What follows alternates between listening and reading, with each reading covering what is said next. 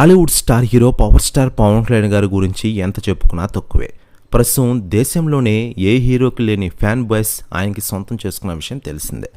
మరోవైపు పవన్ కళ్యాణ్ గారు ప్రస్తుతం సినిమాలకు బ్రేక్ ఇచ్చి ఆంధ్రప్రదేశ్ రాష్ట్ర రాజకీయాల్లో ఫుల్ బిజీ అయిన విషయం తెలిసిందే. ఆయన ప్రస్తుతం ఆంధ్రప్రదేశ్ డిప్యూటీ సీఎంగా రాణిస్తున్నారు. మరోవైపు పవన్ కళ్యాణ్ గారు సినిమాలోకి ఎప్పుడెప్పుడు వస్తారని అభిమానులు వెయిట్ చేస్తున్న సమయంలో ఆయన కొడుకు అఖిరానందన్ సినీ ఎంట్రీ గురించి చాలా రోజుల నుంచి చాలా రకాలుగా వార్తలు వస్తున్న విషయం మనకందరికీ తెలిసిందే. ఎప్పటి నుంచో వార్తలు వస్తూనే ఉన్నాయి. వీటిపై ఆయన తల్లి అఖిరానందన్ తల్లి రేణు దేశాయ్ కూడా పలు ఇంటర్వ్యూలో క్లారిటీ ఇచ్చిన విషయం మనకందరికీ తెలిసిందే. తనకి ఏది కావాలన్నా తన ఇష్టం అంటూ రేణు దేశాయ్ వదిలేసిన విషయం మనకందరికీ తెలిసిందే.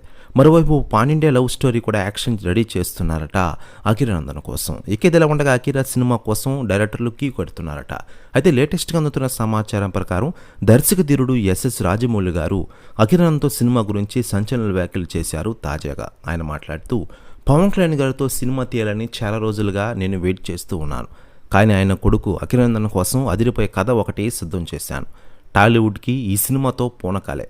త్వరలోనే అందరికి ముందుకు వస్తా, పవన్ కళ్యాణ్ గారికి ముందే మాటేస్తున్నా అంటూ సంచలన వ్యాఖ్యలు చేశారట ఎస్ఎస్ రాజమౌళి గారు. ప్రస్తుత వ్యాఖ్యలు వైరల్ అవుతున్నాయి టోటల్ తెలుగు ఇండస్ట్రీలో.